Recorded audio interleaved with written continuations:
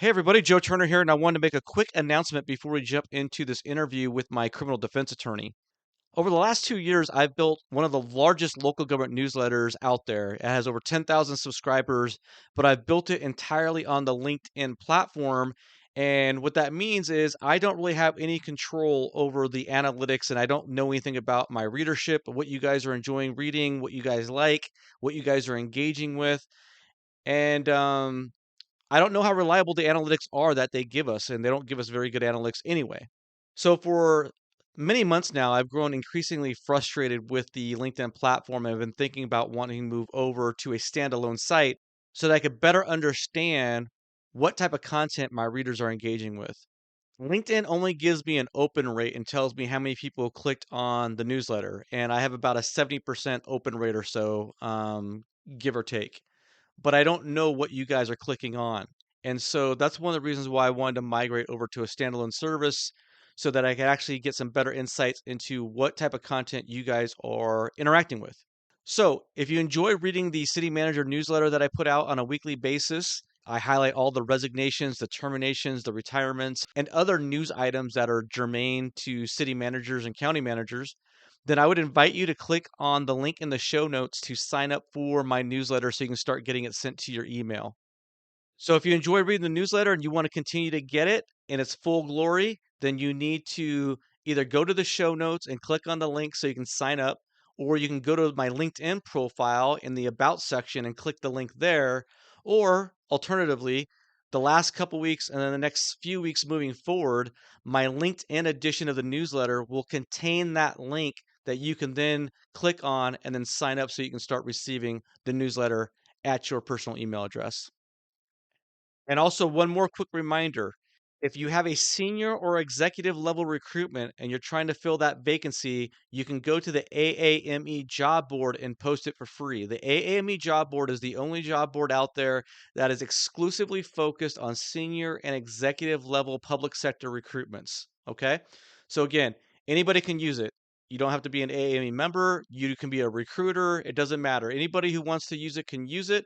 As long as you're posting senior and executive level recruitments, it's totally free. There's no obligation, nothing like that. However, if you do want to include it in the aforementioned newsletter that goes out to 10,000 subscribers, click on the plan to do so. It's only $199. Job board's located at jobs.aame.org. That's jobs.aame.org. So don't forget about the job board when you have a vacancy you're looking to fill. And on that note, let's get into the interview with Katie Bogenschutz. She is my criminal defense attorney, and I hope you enjoyed this discussion.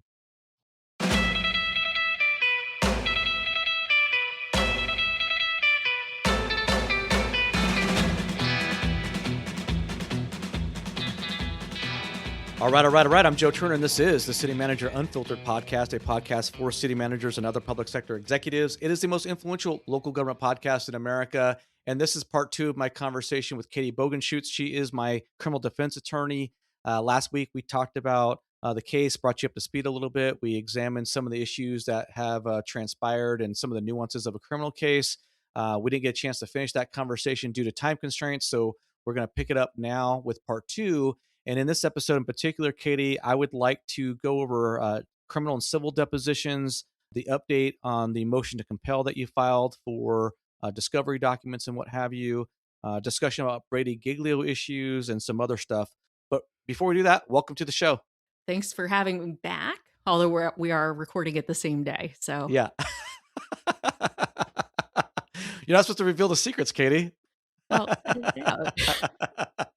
So, Katie, we were just talking about the deposition or trying to depose the sheriff and the undersheriff and some other folks. One thing that we didn't get to in that episode was that because the undersheriff and the sheriff were attempting to get out of that deposition and that motion to quash was filed by their attorney, we opted to scrap the entire slate of depositions for that day for a variety of reasons. I will tell you one, from my perspective, I didn't want to pay for a full day of transcription services by the court reporter and what have you, and It's so forth and so expensive. on. Yeah, and to only get half of it done, right? And secondarily, I was concerned, and you were concerned from a strategic standpoint of deposing some members of the law enforcement agency, and then not being able to depose the other individuals, and if we even get a chance to depose them until after those depositions have been conducted, the transcripts have been received, and what have you. So, can you talk a little bit more about, from your standpoint, when it comes to deposition sequencing your witnesses in a deposition and the strategy that goes with that? Yeah, so usually um I'm not being particularly strategic with it. In this case, because it's a little bit higher profile, where I think witnesses might actually be following along, more than just the victim in a Right. case who might be very, very, like, intimately looking at the clerk system every single day to see if there's a new pleading. But like police officers, witnesses in the county, like I really doubt they're doing the required reading or the unrequired reading, as it were, of reading other people's depots and going through everything, and it's just unlikely. But in a higher profile case, particularly if the city is being sued, and in this case they are, or I guess the county being sued, that more people might be more involved. And there's the argument that people could tailor their testimony based on prior testimony as they read it. So I do like the idea of putting all the police officers on the same day, so that there's like less of an opportunity to speak to each other about their testimony. But I mean, because cops talk all the time about testimony and catching up with each other on cases. So Sure. I find that it's far more likely that they might catch up with each other, be like, "Hey, remember that one with the city managers and they're not city managers, with the county administrator and the deputy and county administrator and the remember that one where we Well, extradited the guy?" And yeah, not only that, Katie, but like, as you said, this is a heavily followed case because we have citizen watchdogs who are following the case actively right, and posting about it in Facebook groups, and we have the supporters and what have you, and going back and forth. And a minute ago, you talked about potential civil cases with the county and what have you. Want to clarify something for the well, Quinn's audience? doing them. Yeah, Quinn Robertson is suing the county over a whistleblower wrongful termination type claim going back to his termination. He filed that in the spring of 2024. It's actively ongoing. Something that we left out of the previous episode, Katie, is that a couple weeks ago, the political aide to one of the commissioners, filed a lawsuit against myself, Quinn, Commissioner Donna Johns, and the Walton County BCC, claiming invasion of privacy and whatnot. I won't get into that here for the sake of this conversation because we don't have the time. It's not the proper venue to do it at this point in time. Mhm. But there's a civil case there. But I wanted to make it very clear to the audience that I've not filed any sort of civil case against anybody at this point in time. So I just want to make sure that that was clearly understood by the audience based off what you just said a Right. second ago. Um, so let's get into the depositions, Katie, because most of the times when people see depositions, they're actually from civil cases, and there's quite a bit of a misunderstanding as far as what you can and can't do with a civil versus a criminal deposition, recording them, being present, and so forth and so on. And I've got so many people, especially from these Walton County residents who support us, who say you need to depose this person and that person, and you need to record these depositions and videotape them and put them out there. But as I learned in talking to you, Katie, there's a lot of rules and nuances that separate a civil deposition versus a criminal deposition, and I was hoping we could maybe unpack that for the audience. So why don't we start with the idea that me as a defendant, because in a criminal case I'm the defendant, but in a Right. civil case generally I would be the plaintiff, right? And so um, explain to me when and where a defendant can or can't be present for a deposition. So there's a general rule: the defendant cannot be present for depots.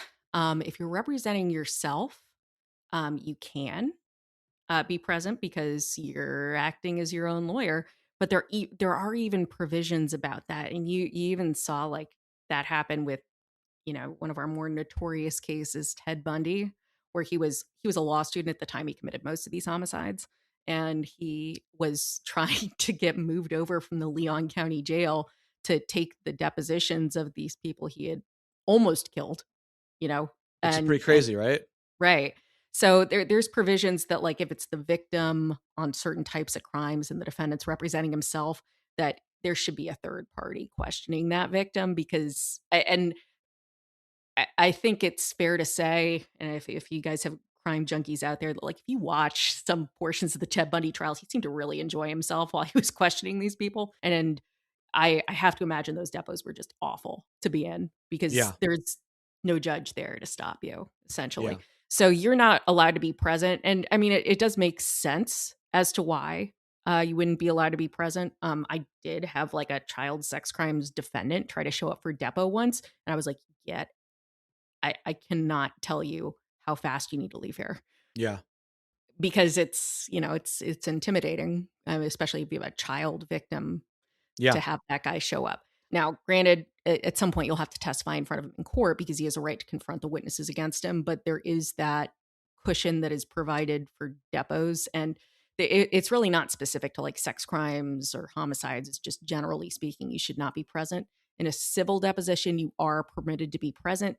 There are plenty of people that just don't show up, like if it's not important to them or if they've got something better to do. And I often think about like Donald Trump, where he finally showed up for a deposition. But, there was plenty of negotiations about him showing up, but there's that very famous video of him appearing, and that's because that was a civil deposition.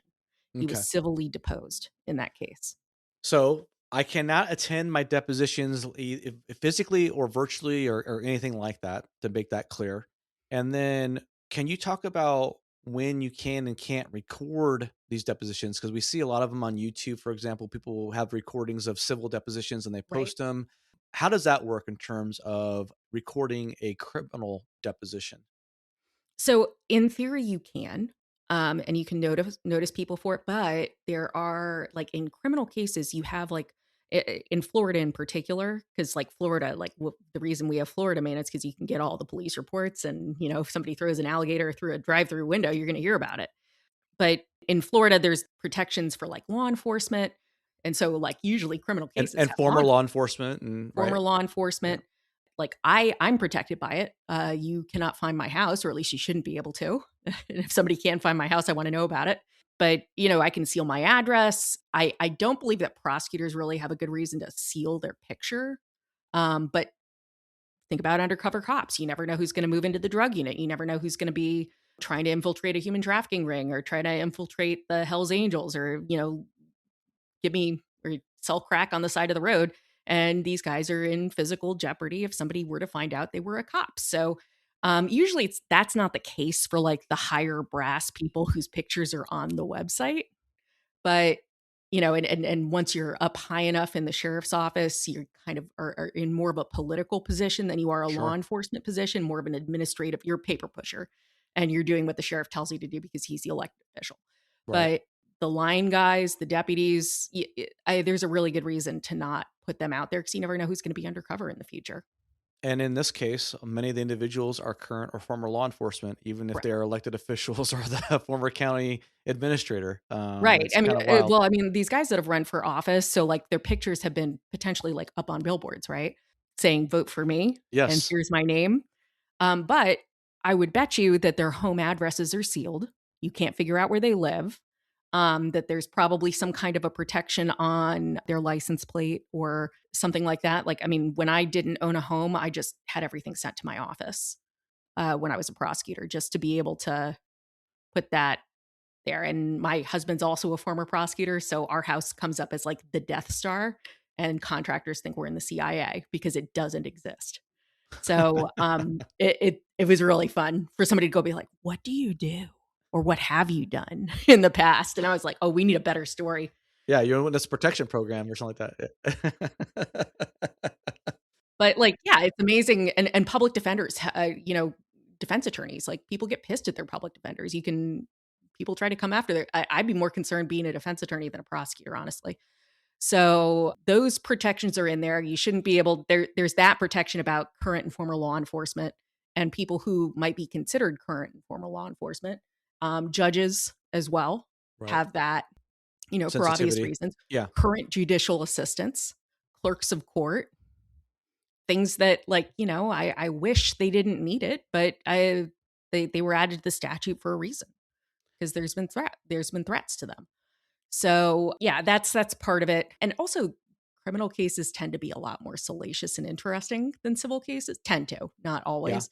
And there's the I've seen plenty of homicide interrogations on YouTube, um, and putting your deposition out there on video. I don't know if that really inures to your benefit as a defendant.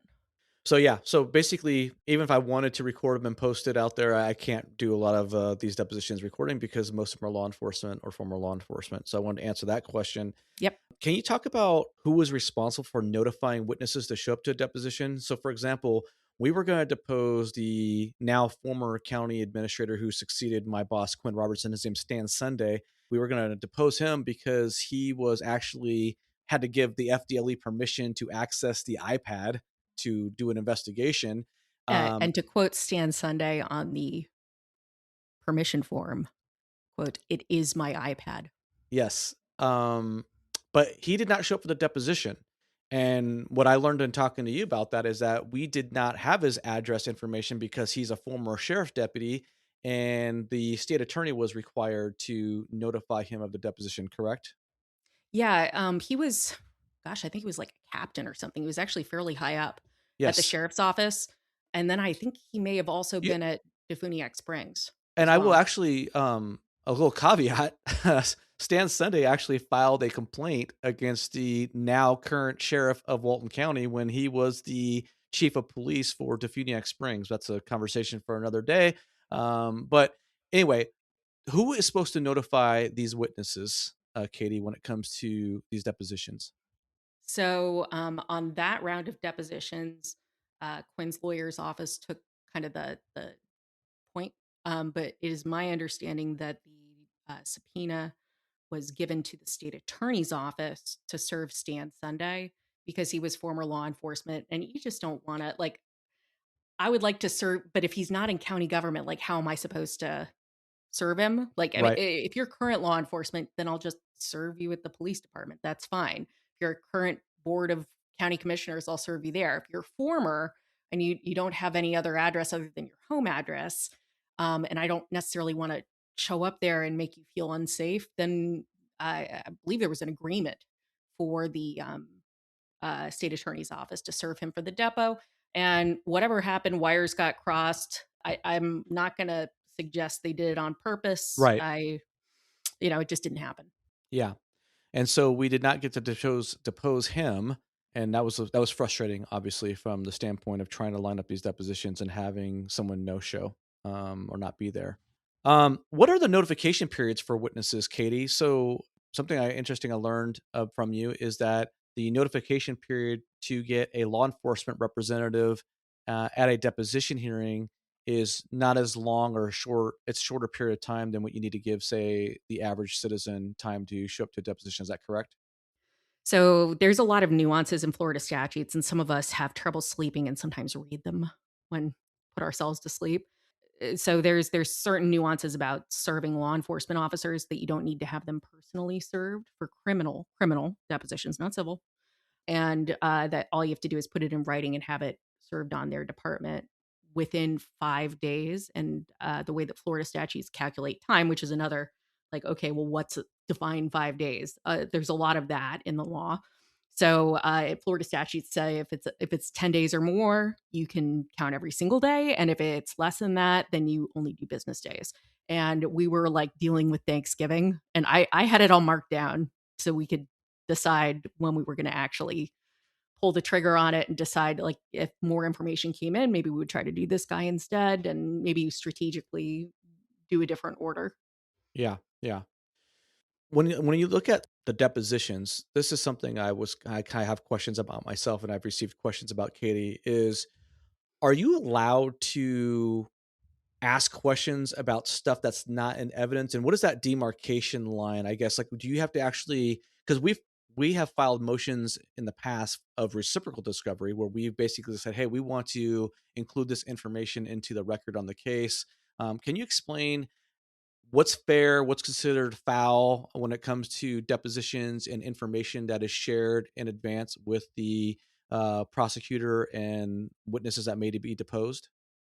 Yeah, I mean, I would not want a judge to say you cannot use this evidence because you played dirty on my end. That being said, you mean as far as what do you need to disclose beforehand, or are you asking me, like, what questions are off limits? No, Or both? I'm asking you more in the sense of if if you want to ask a question about a specific piece of evidence or whatnot, I assume you have to have that information disclosed or if via reciprocal discovery with the court before you can ask it at the deposition, right? Right. And this leads into That's what I'm best practice. yeah, and what I'm kind of frustrated about in my case is that we deposed Chaz Galloway, and we found out in the Riddick deposition that we didn't actually get all of the discovery documents from the state attorney, and I'm a little bit annoyed about that. So that's kind of an extension of that conversation because obviously I would like to have seen that information ahead of time so that we could be prepared to ask questions of the witness during the deposition. Well, there's a mechanism to go back and do that. I mean, I think it's sloppy to not disclose everything because um the what you teach people when you're a prosecutor and you teach classes, which I've done in the past, is when in doubt, send it out. There's like you disclose everything and then you can argue later about what's admissible. But what you want to do as a prosecutor is say, watch my hands, watch my hands. I'm not doing anything wrong here. I'm disclosing everything. I'm not hiding anything. And then I can go into court and make my legal argument in front of the judge as to why I think half this stuff is irrelevant and shouldn't be involved, but I'm giving it all to you, defendant, so that you can appropriately prepare your defense. So that's part of the issue there. I Yeah. think that what they probably did was just give us what they thought was relevant. And, that's not the greatest way to do business because you don't know what our theory of the case is. Now, in this case, you probably do. Like, I mean, it's simpler than a homicide. It's simpler than motives that are like Right. a one of these gang shootings where there might be like motives on motives on motives. So it's a lot simpler in this case. But you just when in doubt, you turn everything over and then you can argue about it later. Yeah. I'm not saying turn over home addresses and stuff, but everything else, other information. Yeah, but in our case, for example, Riddick in his deposition stated that there were when you asked him questions about there naked pictures of people on this iPad, etc. He acknowledged that there were, and he talked about some of the contents of on that device, but yet we never received anything in that in our discovery documents. Correct? Correct. I believe I have it now, but it is such a large file that I need to spend some time with it before I don't think there's anything in there, but I before I send it to somebody, I want to make sure I see everything because God only knows. The part of me that has always been taught to be conservative with a little c is winning out here. Because God forbid there's something in this phone that is very, very bad and I send it to you. I mean, I don't think I could be disciplined for that. I just don't want to be part of it. Like I want to make sure that I do my due diligence. So that it's frankly, I've had prosecutors like I not to me, thank God. Thank God.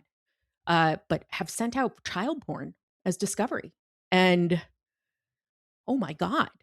Like these are kids that are uh, that don't even like to say that they're further victimized because their pictures are being sent out as discovery is just like it Are doesn't you even approach it. So are you saying that these attorneys have sent out discovery well, I'm not sure if I tracked you on that. So, for example, are you saying that you have to be careful what you send me to view as the defendant in the case, or I'm not sure if I tracked you on that? well, I also I want to know what's in the phone too before I send it to you. And also if there's like naked pictures of people, I kind of probably extract promises from everybody it goes to that we're not going to put it all on Facebook. Right. For obvious reasons. So that's kind of my thought process. I want to go through everything and make sure I know what's in there. Got you. It makes me think that the prosecutor's been through everything, but I don't know that. And that's kind of my thought process is, if some of this has been kind of ham-handed, then maybe I want to be the the brakes in this operation. Or maybe I hold it and make somebody go through it with me so it doesn't leave my office if I'm concerned about, I Yeah. not that I think you're gonna post it on the internet, but I do think that other people might. Yep, I hear you. I hear you on that. And so the long and the short of it is that, and this kind of leads into a conversation about the motion to compel in a second. But we have been trying to get access to additional discovery information, data, evidence, etc., that has been denied to us for many, many months. And we'll come back to that in a second. I wanted to finish with one little aspect of the deposition.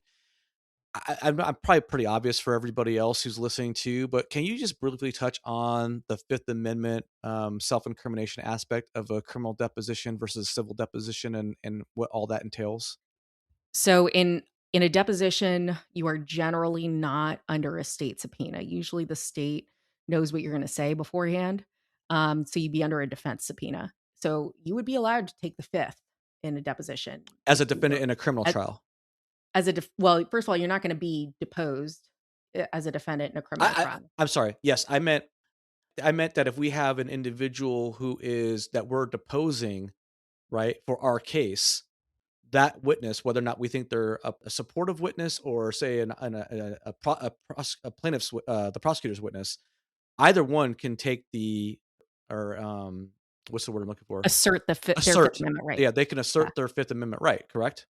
Yes. I mean, they have to do it in good faith. I mean, if you were to ask me my name and I try to assert my Fifth Amendment right, that's probably going to get an eyebrow from the Got judge. you.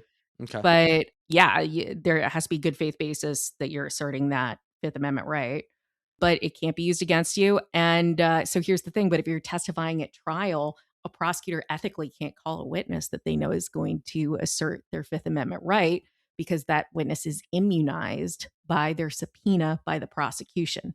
The defense has no such ability to immunize a witness. So there's a little bit of a power imbalance there. Wait, I'm not sure if I was familiar with that. You're saying that a prosecutor cannot call a witness to the stand if they have reason to believe that that witness is going to Take the exercise or fifth. assert their Fifth Amendment on every question or just some questions or any question? Take the fifth Really? at all. Right. Okay. Um, yeah, and there's case law on this. Okay. But you, as my defense attorney, you can call that same witness even if you think they're going to assert the Fifth Amendment, right? There's probably going to be an argument from the state as to, like if they're only under a defense subpoena or a state subpoena as well. The issue is the state of Florida, in this case, compelling your testimony. And if the state of Florida is compelling your testimony, you get immunity for everything that you say on the stand because the state is forcing you to Okay. testify. If I am the defense attorney and you get my subpoena, that's just me, private citizen, forcing you to testify. Okay. So that's the difference, if that makes sense. Now let's turn our attention to this motion to compel, because we talked about it in the November 19th episode. You filed that right after the Riddick deposition, and basically the motion to compel was essentially saying, "Hey, Mr. Prosecutor, Mr. State Attorney's Office, you need to give us some information that we think you have that you have not shared with us, right?" And we don't really have time to fully unpack all the nuances or aspects of the motion to compel, but can you give us a synopsis of what the motion to compel means and what the steps are in that process? Right. So the state can only turn over stuff that's in their control. Possession, right? Right.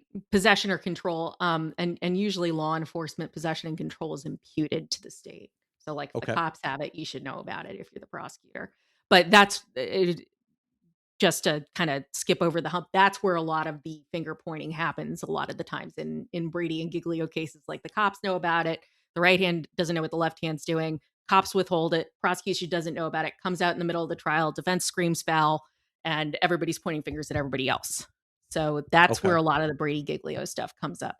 In our case, there was, well, I mean, they can read the depo, but apparently our cop told, or our FDLE investigator told the prosecutor the case wasn't going anywhere, and I moved to compel a Brady notice. So like basically he's saying don't file the case, or I don't think this case ought to be filed, and I think that's exculpatory information, and either the cop told him that I don't think you should file the case, or that this case isn't going anywhere and doesn't meet the standard to file on it. This guy with 47 years of experience. This isn't somebody just out of the police academy that's playing pew pew at midnight. Right. So I would think that his opinion should hold some weight.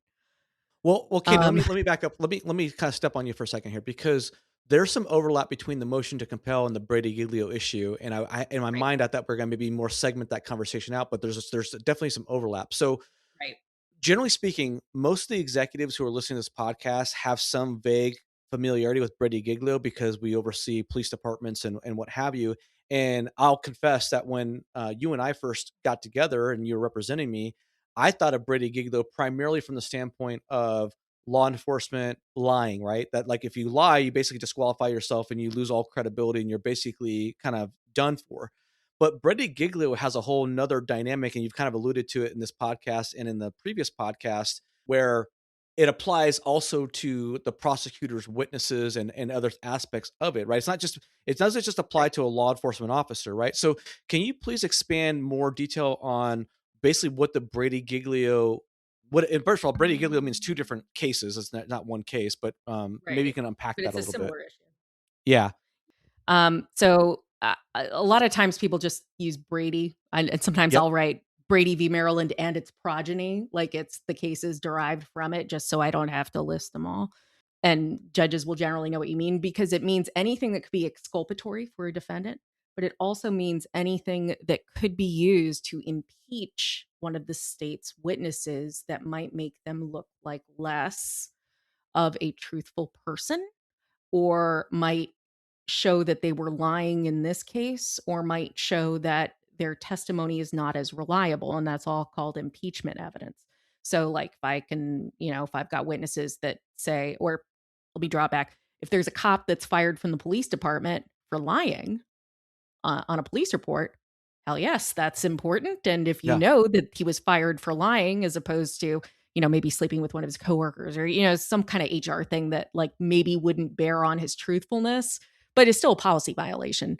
There's a difference there. Now, when in doubt, send it out, prosecutors. So usually, like best practice would be if you know a cop has been fired from the police department, you send out a Brady notice and you say, hey, he was fired for this.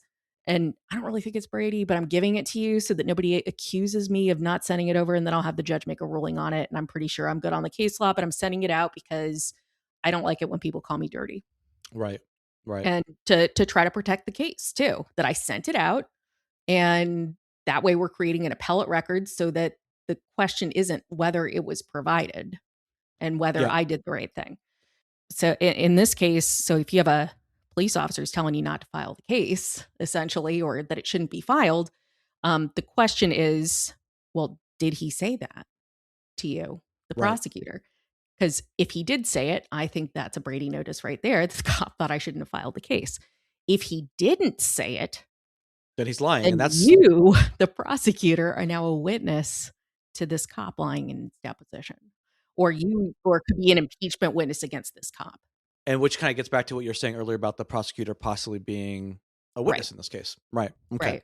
But the main point I wanted to make, Katie, for the audience is that Brady Giglio does not just apply to law enforcement personnel. When you're in a criminal case, it's incumbent upon the prosecutor, the state attorney, the district attorney to disclose information to the defense that might help them impeach the credibility of one of their witnesses.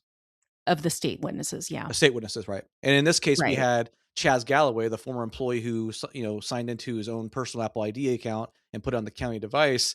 We had him saying stuff that was just not truthful, frankly. He said that, well, unless Riddick's lying, but I don't think Riddick would be lying about this because Chaz Galloway said that Riddick told him that we were gonna plead guilty to felonies, and I have no idea how Riddick would even know that we're gonna plead guilty to felonies when we had no idea charges were even coming our way at the time that he allegedly said this. So, Well, it but was that's just even one little. before the report was typed, right? Yes. It Yeah, was like yeah, it was yeah, like the summer of 24, and I think you guys they filed charges in February yeah. of 25, if I recall.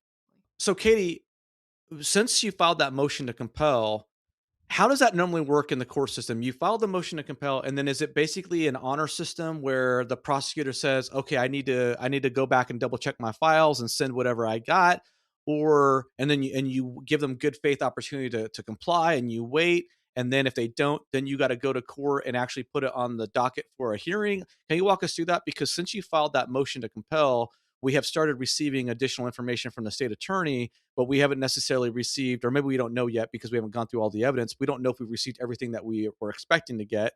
And it's it's one of those things is how do you know what you don't know, right? When you're trying to get evidence. But can you walk us through how the motion to compel works and how it's enforced? Yeah, it's if I feel like I'm missing evidence, usually what I do is go to the prosecutor first, put it in writing, put it in an email, and say, "Do you want me to file a motion on this, or do you want to just give me the stuff I'm asking for?" And if they have it, they send it over, or they'll potentially do some more investigation because usually it's the police department versus the cop, or the victim versus the police department versus the state attorney's office, two different agencies working hand in hand, or should be working hand in hand. They're not. Or it's the victim not providing something to the police, which then of course doesn't get to the prosecutor. So you be like, let me make some phone calls if you're the prosecutor in this case, and just say, hey, is there any truth to this? They said there's something Right. like this out there, and or is there anything similar to this that I should know about or have or something? And that happens all the time just because we're all human, and, we can't download each other's brains. So in this case, I asked him if he wanted it, or if he wanted me to file it. And he said he wasn't going to be able to get to it in a certain period of time. So I decided to file it. And then it'd be set for a hearing, and the judge would order the state. I've got another one that's a lot less complicated recently. I had a case where a search warrant was bad. It was executed outside the time frame, and the police officer was very lawyerly in his depo, probably because he's been around him so much. He was like, "I don't know if this is the only search warrant I have." So I was like, before I can move to dismiss this case. So I did a motion to compel any other search warrants involved in this case. And I had the judge set a deadline of, like, if there's any additional discovery in this case, you need to give it to them by X date and time. Otherwise, it's not going to be admissible. So that date came and went. But I got an order from the judge saying you have until whatever it was, December 31st, close of business, to turn over any additional search warrants. So that's what I usually like, is to just have a deadline, say it's due by this date. And if not, you're not going to be able to admit it. Or, I mean, and they can also come back to the court and say, hey, I was supposed to dump 5 phones at the beginning. We went back into evidence. It turns out there's 10, and we can't go through all of them by X date. I'm asking for an extension to next month or something like that, because the exigent cases are going to take the phone equipment. So where we stand right now, Katie, is that we are waiting to review evidence from the new evidence we received from the state attorney. When obviously we want to have that evidence reviewed before we kind of do additional depositions, because Mhm. you don't want to depose people after you've already got the evidence but haven't looked at it. And then if we have not received everything that we think we should have received, then I guess we'll be setting a hearing to go before a judge on this motion to compel. Is that a fair synopsis? It is, and one of the things that you need to kind of keep in mind is that you usually only get one bite at the apple if you're doing a deposition. So that's why you want to make sure you have everything at first. There's a reason to go back and say, "Oh, I want to redepose him," but you only get held to these specific questions that you tell the court you want to ask. So it's significantly easier to just do it all up front. Gotcha. Yeah, that was an important note we probably should have had in the conversation about depositions, as you generally Yeah, speaking only I get one bite realized at I the hadn't apple. said that Yeah, previously. which makes the co-defendant, non-co-defendant issue even more important, because if you're not co-defendants, then the other defendant's attorney gets that second bite of the apple if you have it scheduled that way. What If one you're more? cooperating, yeah. Yeah, yeah, yeah. One more thing before we wrap up this episode, Katie, is you alluded to in the very beginning of the first episode about an email that you came across between FDLE investigator Riddick and state prosecutor or state attorney Josh Mitchell. Can you elaborate on what that was and what you came across? Yeah, this is another, like, what would Mike Satz do to my decomposing body kind of a kind of a thing. Yeah, the Riddick's was asking him if he was going to, what's your prosecutorial decision? And he's like poking him, saying, "Hey, are you going to file on this, or what's going on with this? My supervisors want to know." And the prosecutor responds with something to the effect of, "Oh, we're only filing on the misdemeanors." And the cop responds with, "Which ones are the misdemeanors, LOL?" And the answer is none of them. I think I was like, did he think he was just filing misdemeanors? Yeah. So So what does that mean in plain English? That we have a prosecutor who filed charges against us, and he thought at the time they were misdemeanors, but they're actually felonies, and he didn't know that? Is that what we think's going on here? Well, at least as of the time he wrote the email, he thought they were misdemeanors. Yeah, I don't yeah. know. I haven't asked him directly, Huh. uh, nor do I think he will answer that question. But is that also part of the theory between, when we looked at that information that we talked about in the previous episode, the information was not signed by a judge. So the prosecutor essentially attested to himself signing it. And that's always been a question that we have because, generally speaking, in misdemeanor cases, it's more common in a misdemeanor case for a judge not to sign off on a warrant, correct, as opposed to felony cases. Can you unpack that for a second? Yeah, I can. So in your case, it was like automatically no bond, and usually it would appear that a judge would set a bond on it because the judge is signing the warrant, giving you the authority to arrest. Right. And so instead of no bond, you would have a courtesy bond set that you could bond out for like $5,000 or just name a number, whatever the judge thinks is appropriate, $5,000, and then writes down like no contact with victims as well as a condition. But in this case, it just got filed and it wasn't run through a judge. So not only did he not have that courtesy bond, there's a question as to whether Quinn was even appropriately extradited from Virginia. Now you drove yourself Turn here, myself in. Yeah. right? Yeah. But then again, you also weren't kept in custody for like a week, Yeah. waiting to Thankfully, be transported. Thankfully, I was not at my house at the time the Wichita PD showed up to snatch me, in response to that warrant. So, our security camera caught them coming to the door, but I was out of state at the time. So, lucky break for me in that regard. Yeah, so I don't know. I just there's always this competition in my house. Like, what violent thing do you think Mike Satz would have done to your dead body if you had done this? Well, and one more thing too, Katie, when we talk about this case is because Riddick in his deposition, he stated that he didn't recall a time where he'd ever seen an information not signed in a felony case like this, not signed by a judge, correct? Yeah, the judges don't sign the informations, it's the prosecutors because they're the ones making the charging decisions. But as far as a felony warrant to Right. arrest the human being, so it's like it's kind of a distinction without a difference, but I'm just correcting in case there's other lawyers listening to I it. appreciate But it. yeah, it's not something that's usually done. And also to extradite somebody from out of state, like to have the state of Florida reach its arm out to Virginia or Kansas or California and say, give me this guy. And it's very rarely done on a misdemeanor, right? An out-of-state extradition on a misdemeanor. I mean, a lot of times you don't even Highly extradite within unusual. the state, right, on a misdemeanor.